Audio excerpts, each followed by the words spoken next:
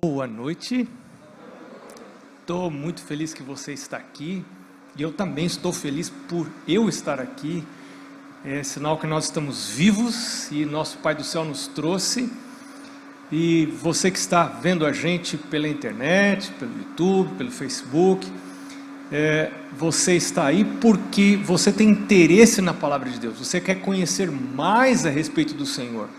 Você tem desejo de se aproximar dele, isso é muito importante. Nós vamos direto para a Bíblia, porque nós temos pouco tempo e muita coisa para estudar. Tem muita coisa interessante na Palavra de Deus. Lembra que é muito importante você trazer a sua Bíblia e você poder arrumar um jeito de marcar os textos na sua Bíblia. Eu sugiro a você usar uma Bíblia de papel para você marcar, a não ser que você consiga marcar o seu texto digital, para que ele fique marcado e você consiga achar aquela marca, né? Senão é ainda melhor você usar para o seu estudo diário um texto em que você possa marcar e a marca fique ali, né? Isso é muito importante. Hoje a base do que nós vamos estudar está no capítulo 4 de Apocalipse. Lembra que durante esta semana nós vamos estar estudando com base no livro do Apocalipse. E eu quero convidar você para orar, como a gente sempre tem que fazer antes de começar a estudar a palavra de Deus. Então, vamos curvar a nossa cabeça, aí onde você está, ou aqui nesse auditório, ou em qualquer um dos auditórios espalhados aqui pela região norte ou pelo Brasil. Vamos curvar a cabeça e vamos orar. Senhor Deus, queremos ouvir a sua palavra, queremos ouvir a sua voz, queremos abrir o coração para a entrada do Filho do Homem, de Jesus, para que o Criador recrie dentro de nós a imagem de Jesus, que foi perdida.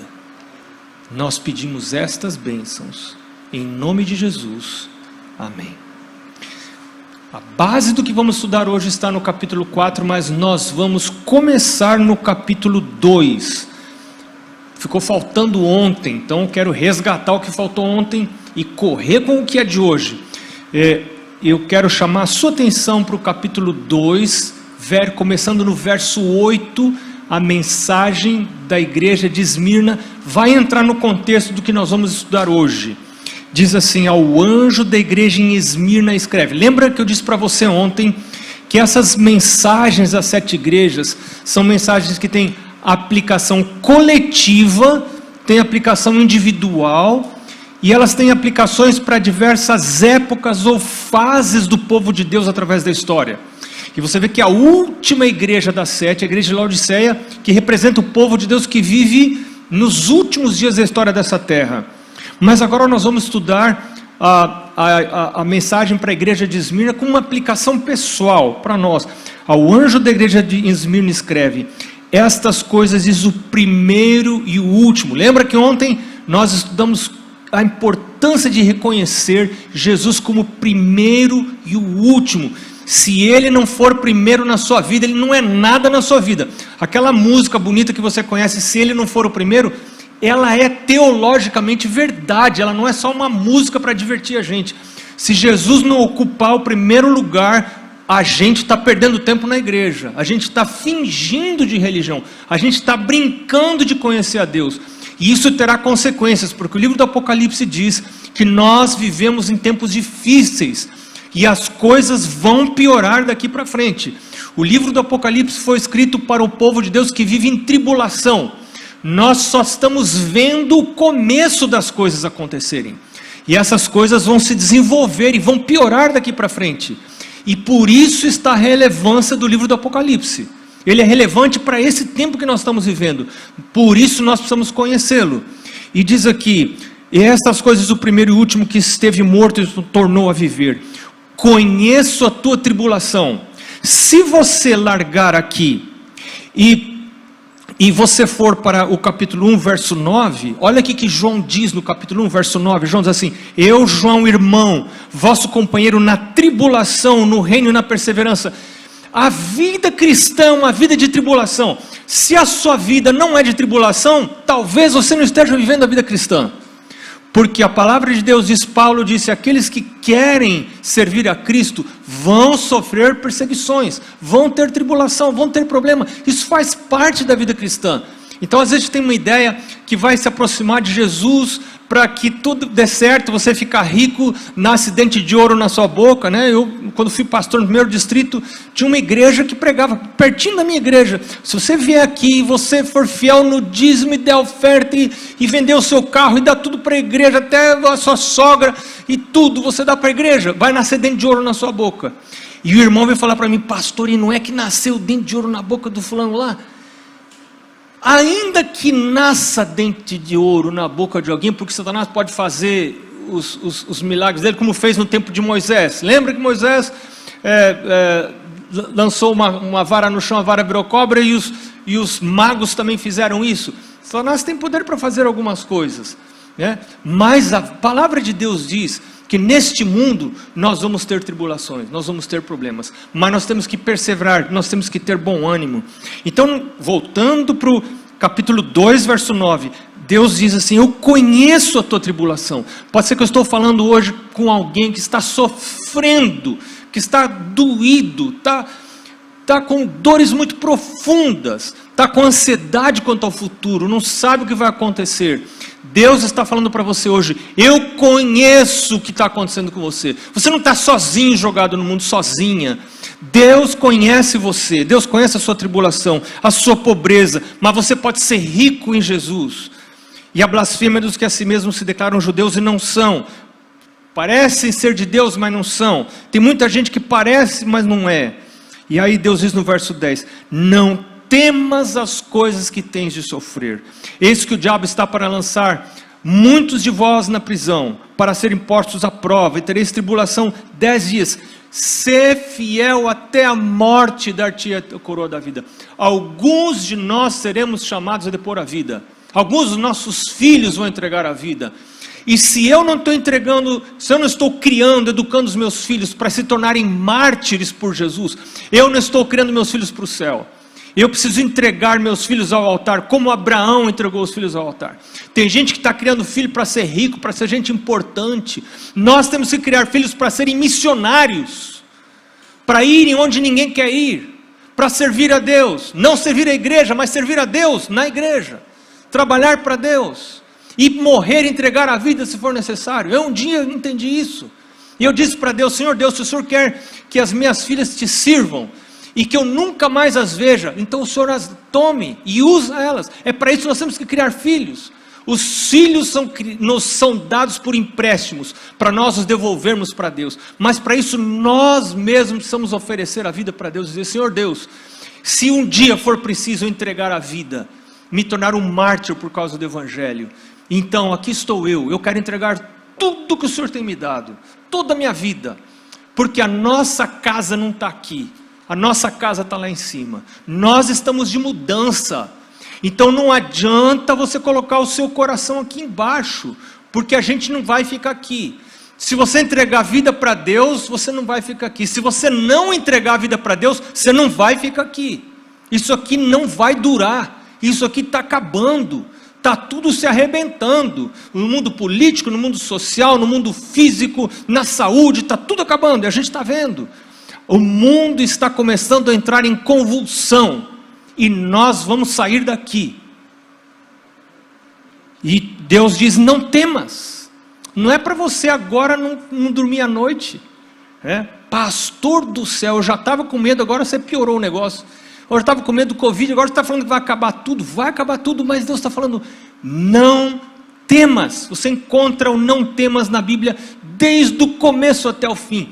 Você só consegue não temer quando você conhece a Deus. E quando você busca Deus em primeiro lugar. Quando você anda com Ele. Quando você estuda a sua palavra. A fé vem pelo ouvir e ouvir a palavra de Deus. A fé vem pelo ler. Quanto mais você lê a palavra de Deus, mais fé você vai ter. Então é importante você ler a palavra de Deus.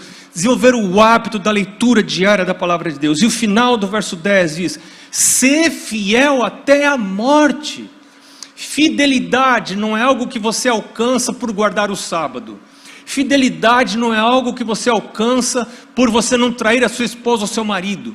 Fidelidade não é algo que você alcança por devolver o dízimo, entregar o seu pacto, a sua oferta. Isso não faz de você uma pessoa fiel. Fidelidade você alcança quando você anda com aquele que é fiel. Jesus disse para Abraão, lá em Gênesis capítulo 17, verso 1, ele disse: anda na minha presença e sê perfeito. Você se torna uma pessoa perfeita quando você anda na presença de Deus. Ele é fiel, você não é fiel, Ele é fiel. E a fidelidade faz você ser fiel quando você anda com Ele. Cada manhã você confessa os seus pecados e diz: meu Deus, eu não estou aqui buscando o Senhor porque eu sou perfeito, porque eu sou pecador. Eu vou contar uma história rápido para você. Eu não tinha tempo de contar a história, mas eu vou contar essa história. Quando, no início do meu casamento, nós tivemos uma discussão bem séria. E você não conta para ninguém. Essas coisas que eu estou contando, por favor, não conta para ninguém. Só para você, tá? Mas uma discussão assim que, pastor, não deve ter essa discussão em casa não. Coisa assim, feia mesmo, né?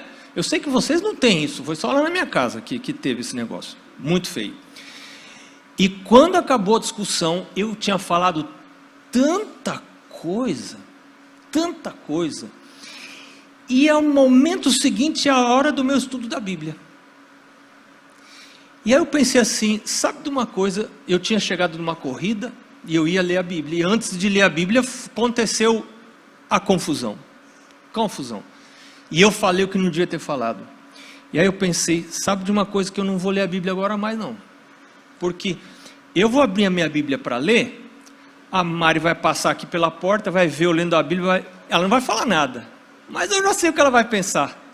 Ela vai pensar assim: seu pastorzinho de meia tigela, santo do pau oco, você não vale nada, seu miserável. Você fala as coisas que você falou para mim e agora você vai ler a Bíblia e fazer pose de santo aí. Você acha que eu não sei quem é você? Olha as coisas que você falou para mim. E eu tinha falado coisa feia mesmo, não era certo ter falado. E aí eu fui tomar aquele banho pensando assim: agora não vou dar esse gostinho para ela de ler minha Bíblia. Vou ler a Bíblia para ela ver eu lendo a Bíblia. E aí lá dentro do banho, aquela água correndo assim, eu pensei assim: se eu não ler a Bíblia, eu vou ficar... Por que eu fiz isso? Por que eu falei as coisas que eu falei? Porque eu sou pecador ou porque eu sou santo? Fala para mim. Eu sou pecador. Anjo falaria um negócio desse? Não, anjo não falaria um negócio desse. Então, eu falei o que eu falei porque eu sou pecador. Agora, se eu não ler a Bíblia, eu vou ficar mais santo ou mais pecador? E se eu ler a Bíblia, eu vou ficar mais santo ou mais pecador? Então eu não vou ler a Bíblia para fazer show de santidade. Eu vou ler a Bíblia por quê? É como um remédio para o pecador que eu sou. Não interessa o que ela pensa. Eu vou ler a Bíblia porque eu preciso. Aqui estou eu, Senhor, de novo hoje de manhã. E aqui eu estou com a minha Bíblia aberta, não para fazer show de santidade, para todo mundo veja que coisa mais linda aquela pessoa maravilhosa de santa que é. Não, eu vou ler a minha Bíblia porque eu sou pecador, eu preciso, é o remédio para o meu pecado. Ela vai me falar de Jesus. Jesus perdoa o meu pecado, Jesus me purifica, Ele envia o Espírito Santo, me torna uma nova criatura, Ele pode fazer novas todas as coisas. E é por isso que eu vou ler a minha Bíblia. Ser fiel até a morte, dar-te a coroa da vida. E Jesus diz: aquele que perseverar até o fim, esse será salvo. Você persevera porque você cai, mas levanta. Você cai, mas confessa. Você diz: Senhor, eu volto de novo. Eu volto de novo. Eu caí, mas eu volto de novo. O justo cai 7 vezes, mas se levanta, porque o Senhor o sustenta. Se confessarmos os nossos pecados, Ele é fiel e justo para nos perdoar os pecados e nos purificar de toda justiça. Tem perdão para você. Se você está com medo que já pecou contra o Espírito Santo, é porque você não pecou ainda contra o Espírito Santo. Você pecou, mas não contra o Espírito Santo. Porque se você tivesse pecado contra o Espírito Santo, você não estaria com medo. Esse medo diz para mim que você ainda não chegou nesse ponto. Então ainda dá para você confessar. Não deixe Satanás enganar você e dizer que não tem mais remédio para você. Tem remédio. O remédio é Jesus. Remédio é a Bíblia. Tome Bíblia todo dia de manhã, por hábito. Querendo ou não querendo, com vontade ou sem vontade, abra sua Bíblia. Remédio a gente não toma por vontade, a gente toma por precisão. Tem um ditado lá no Nordeste que diz: sapo não pula por boniteza, pula por precisão.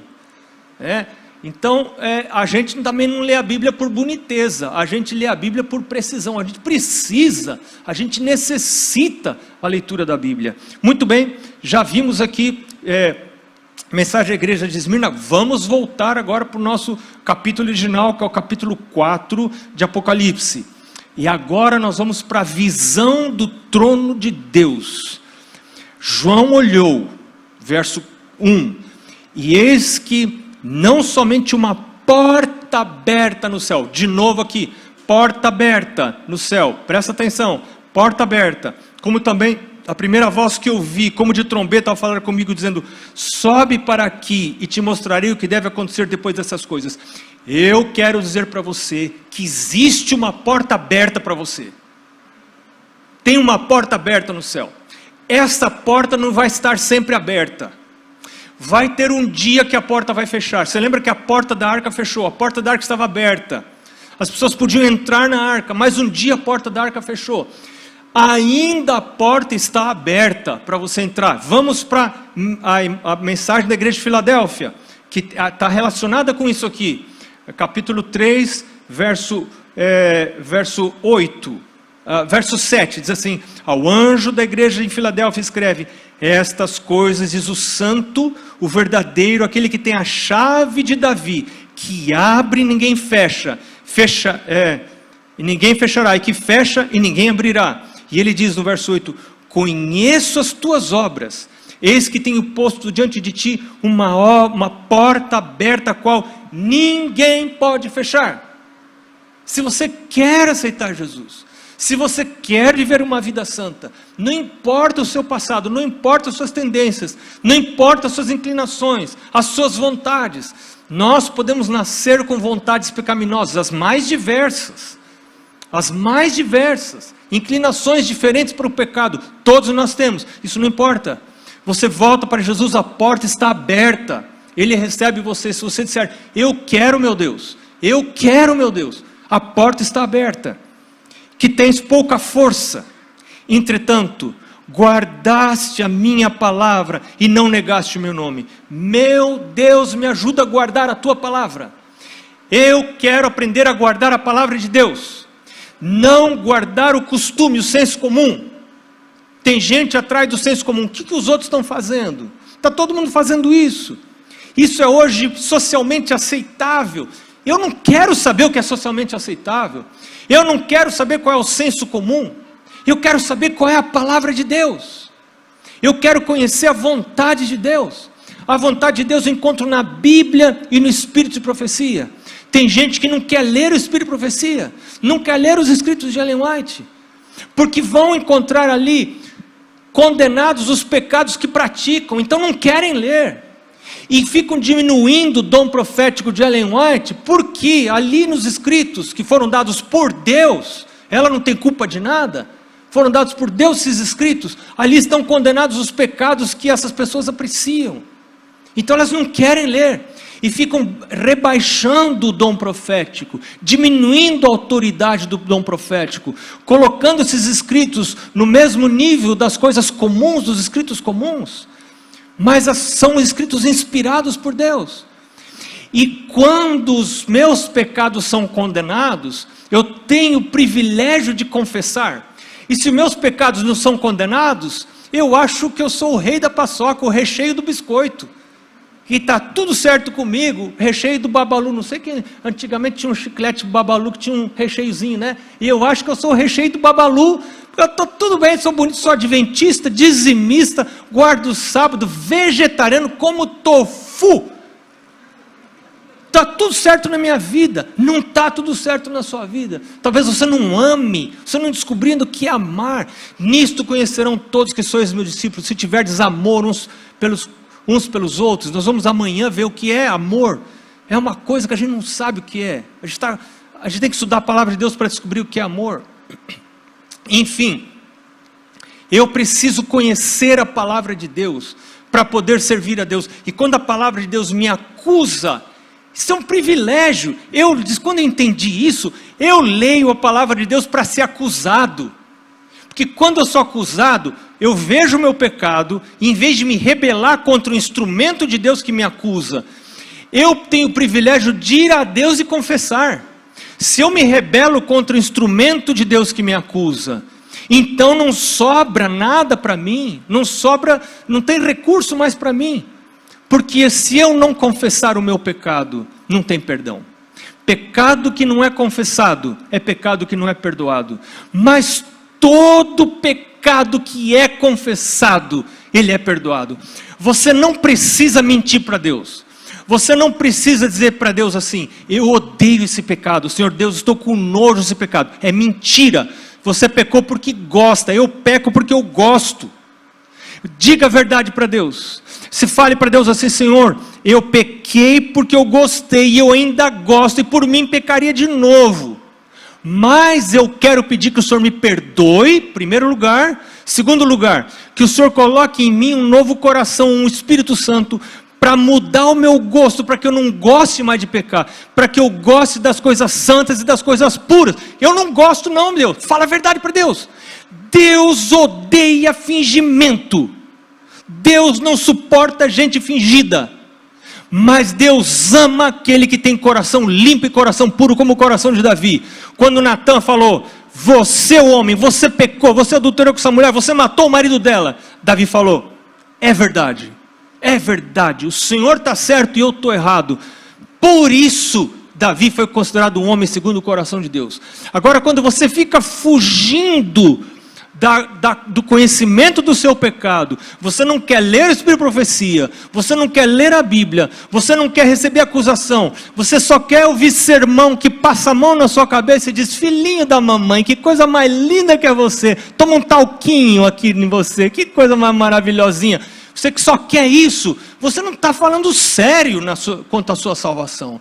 Você não está levando a sério a vida eterna. Você tem que saber a verdade a seu respeito, para poder confessar o pecado. Se não confessa, não tem salvação. Mas se confessar, Jesus morreu por você. Temos advogado junto ao Pai, Jesus Cristo justo. Ele é propiciação pelos nossos pecados, e não somente dos nossos, mas do mundo inteiro. E aí ele diz no verso 10: porque guardaste a palavra da minha perseverança, você guardou a minha palavra, também eu te guardarei na hora da provação que há de vir sobre o mundo inteiro. Vai vir provação, já começou, e essa provação é para o mundo inteiro, não é só para Amazonas, não é só para Maranhão, não é só para a região norte do Brasil, é para o mundo inteiro. E existe uma condição para nós estarmos protegidos. A condição é guardar a palavra da minha perseverança. Estou eu guardando a palavra de Deus? Estou estudando a palavra de Deus para saber não o que a igreja diz. Se eu falar uma coisa para você, você não conta para ninguém? Mas eu não quero saber o que a igreja diz. Tem gente que está muito preocupado com o que a igreja diz. O que a igreja diz? Eu não quero saber o que a igreja diz. O que eu tenho que saber? É o que Deus me diz. É o que a palavra de Deus diz. É o assim diz o Senhor. Eu não quero saber o que os outros dizem. Eu não quero saber a opinião dos outros. Eu quero saber a opinião de Deus. Mas para eu saber, eu preciso ler. Se eu não ler a minha Bíblia, se eu não estudar a minha lição de escola sabatina, se eu não ler o Espírito de Profecia, a única coisa que vai sobrar é a minha cabeça e o meu senso comum. E a minha cabeça é muito perigosa. A palavra de Deus diz: enganoso é o coração do homem, desesperadamente corrupto, quem o conhecerá? Eu não posso confiar no meu coração, eu não posso confiar nas minhas ideias. Mas se eu guardar a palavra da perseverança, Deus vai me guardar na hora da provação que vai vir sobre o mundo inteiro. Não temas, você não precisa ter medo. E se a gente tiver que morrer, a nossa vida está guardada em Deus. Por que ter medo de morrer? A vida vai acabar de qualquer jeito aqui, mais cedo ou mais tarde. Não adianta você ficar agarrado a isso aqui. Então é hora de você começar a lançar a sua âncora para trás do véu, onde está Jesus, assentado à destra do Pai. E agora nós voltamos ao vencedor, ainda no verso 12 do capítulo 3, ao vencedor faloei coluna no santuário do meu Deus, e daí jamais sairá. E no verso 11 ele diz, venho sem demora, conserva o que tens, para que ninguém tome a tua coroa. Lembra que lá no capítulo 2, na mensagem da igreja de Esmirna, Deus diz assim, ser fiel até a morte, dar-te-ei a coroa da vida. Guarda isso. E agora Jesus está falando, guarda o que você tem, para que ninguém tome a sua coroa. Eu venho, eu estou vindo sem demora. Não vai demorar. Vai ter uma aprovação que vai atingir o mundo inteiro. Mas se você guardar a palavra da minha perseverança, eu vou guardar você também. E agora nós vamos para o capítulo 4. João vê a porta aberta. João vê coisas que devem acontecer depois. E ele diz, eu me achei imediatamente no Espírito, verso 2. E eis armado no céu um trono, e no trono alguém sentado. E aqui no capítulo 4, nós vemos a descrição do trono de Deus. E esse que se acha sentado, verso 3, é semelhante no aspecto à pedra de jaspe, de sardônio. Depois você dá uma olhada no Google, como é a pedra de jaspe, pedra de sardônio. São pedras translúcidas, avermelhadas, um vermelho escuro, quase marrom. São pedras lindas. E ao redor do trono há um arco-íris semelhante no aspecto à esmeralda. A esmeralda também é uma pedra translúcida, é uma pedra verde, muito bonita, muito preciosa. Ao redor do trono há também 24 tronos, e assentado neles 24 anciãos, vestidos de branco, em cujas cabeças estão coroas de ouro. Lembra lá na igreja de Esmirna, de ser fiel até a morte, dar-te-ei coroa da vida. E agora João vê 24 anciãos sentados em 24 tronos lá no céu, e eles estão usando o quê? Coroa. A coroa. Quem são esses 24 anciãos? Usando a coroa. Do trono saem relâmpagos, vozes, trovões, ardem 7, e diante do trono ardem 7 tochas de fogo, que são os 7 Espíritos de Deus, que é um simbolismo para o Espírito Santo. Há diante do trono como um mar de vidro, semelhante ao cristal, e também à volta do trono 4 seres viventes, cheios de olhos, por diante e por detrás. Imagina que coisa interessante. E aí ele descreve como são esses 4 seres viventes. E aí no final do verso 8, ele diz assim, o verso 8 diz, e os 4 seres viventes, tendo cada um deles, respectivamente, 6 asas, estão cheios de olhos ao redor e por dentro, não tem descanso nem de dia nem de noite, proclamando, Santo, Santo, Santo, é o Senhor Deus, Todo-Poderoso, aquele que era, aquele que é e que há de vir. Eternidade passada, eternidade futura, Ele é eterno. E você vê uma cena de adoração diante do trono de Deus, os 4 seres viventes, os 24 anciãos, eles dizendo santo, santo, santo. A palavra santo quer dizer separado. Ele não é como eu. Ele é um Deus transcendente. E a gente na adoração, a gente precisa ter um equilíbrio entre a transcendência, que é um Deus que não é como eu, Ele é santo, eu não sou. E um Deus imanente, que é o Emanuel, que é Deus conosco. Tem gente que despreza a transcendência de Deus e só se apega à imanência de Deus. Deus é Emanuel conosco, chama Deus de você, meu Deus, e brinca com as coisas de Deus. E tem outras pessoas que vão para o outro extremo, desprezam a imanência de Deus e adoram um Deus muito distante, um Deus transcendente apenas. A gente tem que equilibrar essas duas coisas.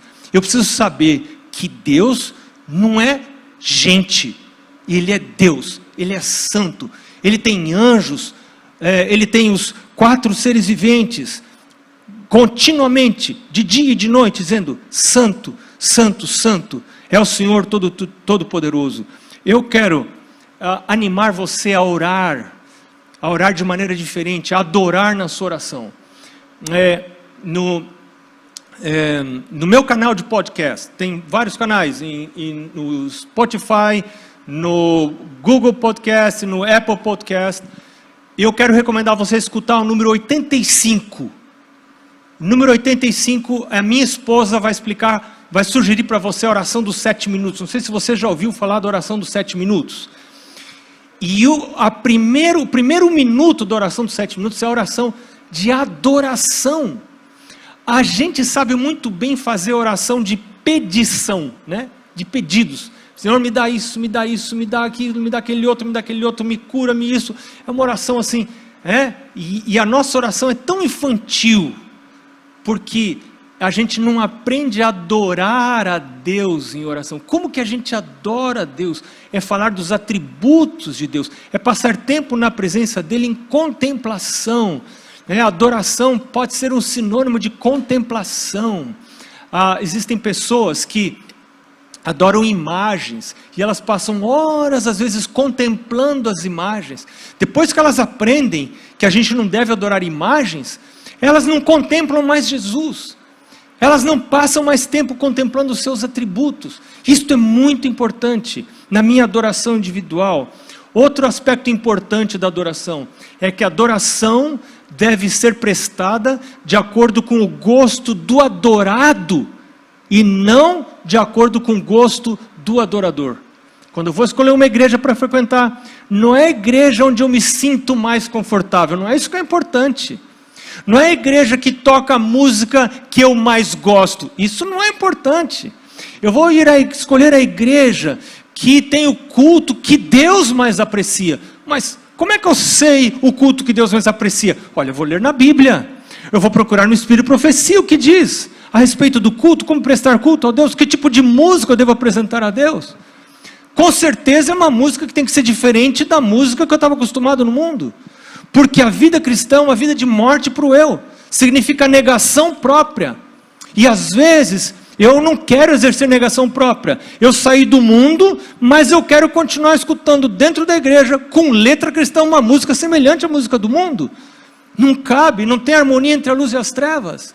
Não é possível. Será que a música que eu estou cantando na igreja é uma música que expressa a negação do eu? Eu quero dizer isso para vocês de boca cheia. Porque eu fui roqueiro. E se você quer ler parte da minha história, o Michelson Borges conta essa história no livro Nos Bastidores da Mídia. Ele me pediu para relatar essa história lá. Né? Como eu gostava de rock, um dia eu entendi isso. Não tem harmonia, luz com as trevas. E quando eu aceitei Jesus, e eu quis vir para o lado de Jesus, eu soube que eu tinha que começar a gostar dos hinos do Inário, que não são do meu gosto natural. Eu não gosto naturalmente de hinos do Inário, eu gostava de rock. Mas eu tenho que pedir que o Senhor me ajude a gostar do que é dele, que é diferente das coisas do mundo. Não tem harmonia entre a luz e as trevas. Não dá para você acender uma vela para Deus, uma vela para o diabo e ir para o céu.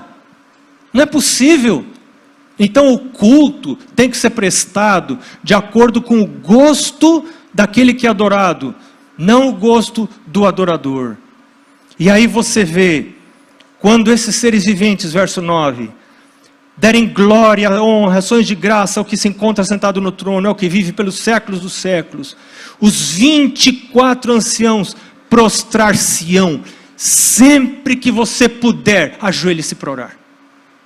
Você vai ver Daniel ajoelhava-se para orar. Veja lá no capítulo 6 de Daniel. Daniel, quando abriu a janela para orar, ele se punha de joelhos. Aqui, os 24 anciãos que estão lá no céu, eles se ajoelham para adorar a Deus. Agora eu que estou na terra, não, estou com um probleminha no joelho aqui. Eu estou com um probleminha no joelho mesmo. Fui consultar aqui no hospital essa semana, porque eu quero continuar ajoelhando. Eu tenho pedido para Deus, meu Deus, eu quero ajoelhar até o dia de eu morrer. Eu acho que eu contei para vocês já isso, né? Não lembro se foi aqui lá em Coqueiro que eu contei. Mas eu quero ajoelhar até o dia de eu morrer. Então eu quero resolver esse problema no meu joelho. Eu quero ajoelhar, porque quando o joelho se dobra, a alma se curva. Eu reconheço a minha posição.